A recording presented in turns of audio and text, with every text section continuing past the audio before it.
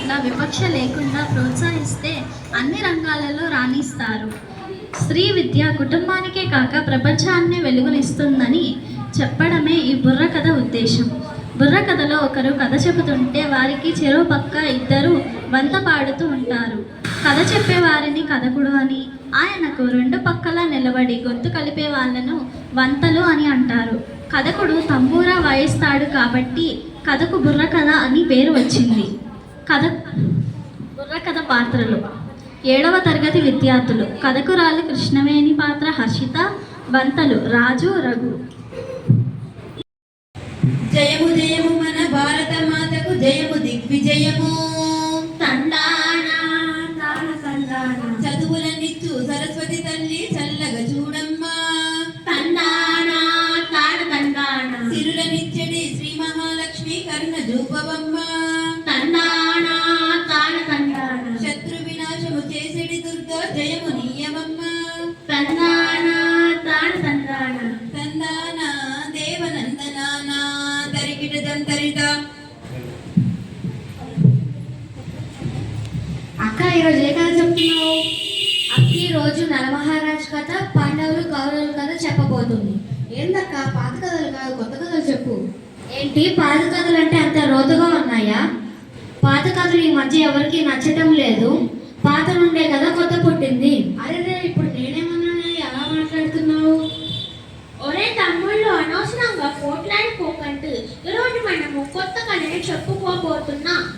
ఏ కథక్క అది? ఈరోజు మనం చెప్పుకోబోయే కథ సీతాష్టాలు. పేద ఇంటిలో పుట్టి పెరిగిన బయటి బొమ్మ కదరా. చదువు సంధ్యలో పేరు పొందిన చక్కనమ్మ కదరా. ఓటమి ఎరుగక పోరాడే ఒక వీర బాల కదరా. 10 మందికి నీ ప్రేరణనిచ్చే వర్తమాన కదరా. తరిగిట జంతరిత. ఎవరా పైడి బొమ్మ? ఎవరా సీత? ఏమా కదా? రామాపురం అనే పల్లెటూరులో శివల్ల గౌరమ్మ అనే దంపతులకు తరిగిన తొలి సంతానము సీత. సీతను బయటికి పంపాలని అనుకుంటున్న కానీ వాళ్ళకు ఒక అమ్మాయి అబ్బాయి పుడతారు. ఆలస్యం అమృతం విషయం అంటే ఇదేనేమో. నువ్వు మాట్లాడుకో, కథ విను. ఇద్దరు ఆపండి, కథ వినండి. పూట గడవని తల్లిదండ్రులకు పాటులెక్కువాయే. పంటలు పండగ పొట్ట నిండగా కష్టం ఎక్కువాయే. కుటుంబ భారం కుంగదీయగా తల్లడిల్లినారు. భార్యాభర్త కూలినాలితో బతుకు నేర్చినారు. తరికిట దంతరిత.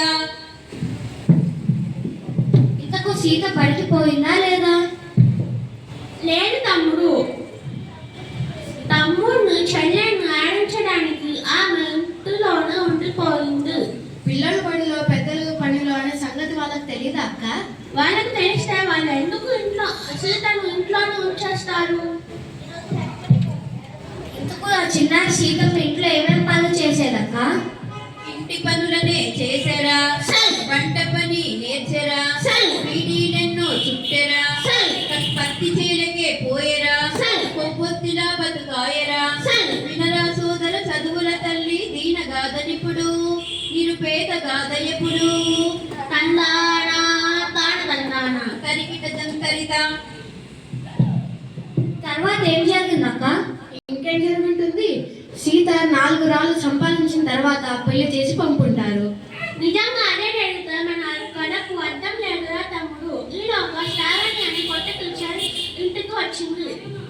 ఊరికి వచ్చింది. ఎక్కడైనా టీచర్లు చదువు చెప్తారు కానీ ఇవన్నీ పట్టించుకుంటారా? ఒకవేళ పట్టించుకున్నా వింటారా? విన్నా మార్పు సాధ్యమవుతుందా? తప్పకుండా సాధ్యమవుతుంది. మా బడిలో టీచర్లు రోజు పాఠాలతో పాటు మంచి మంచి కథలను, సూక్తులను చెప్తారు. బడి పిల్లలను తమ సొంత పిల్లల్లా చూసుకుంటారు. అవును తమ్ముడు, శ్రావణి కూడా అటువంటి టీచర్. ఆమె ఎవరెవరు ఇంటికి బయటికి వస్తున్నారో, ఇంటిలోనే ఉంటున్నారో తెలుసుకొని సీత ఇంటికి అటువంటి టీచర్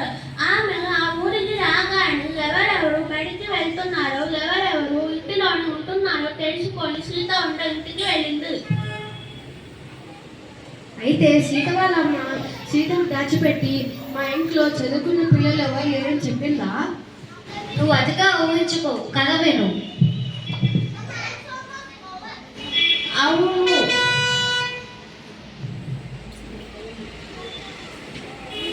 శ్రావణి యొక్క గొప్పతనాన్ని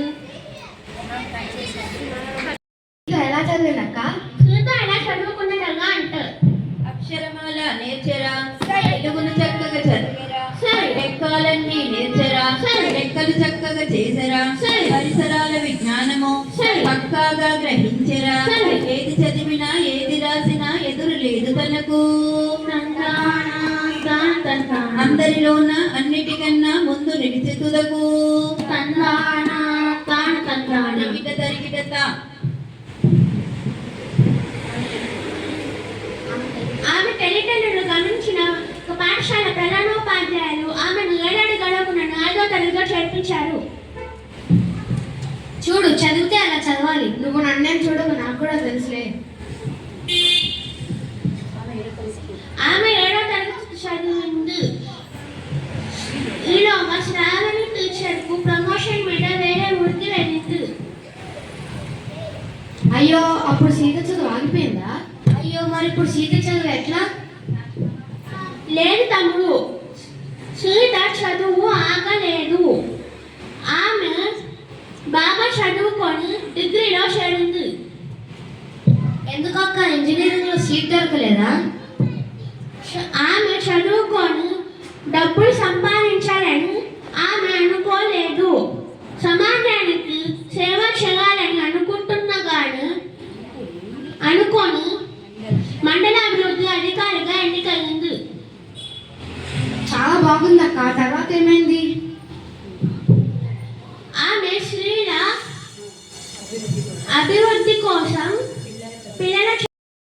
ఆమె కృషి చేస్తుంది. ఇప్పుడు ఇటువంటి సీతక్కలు ఊరికి ఒక్కరున్న ఈ దేశం బాగుపడుతుంది.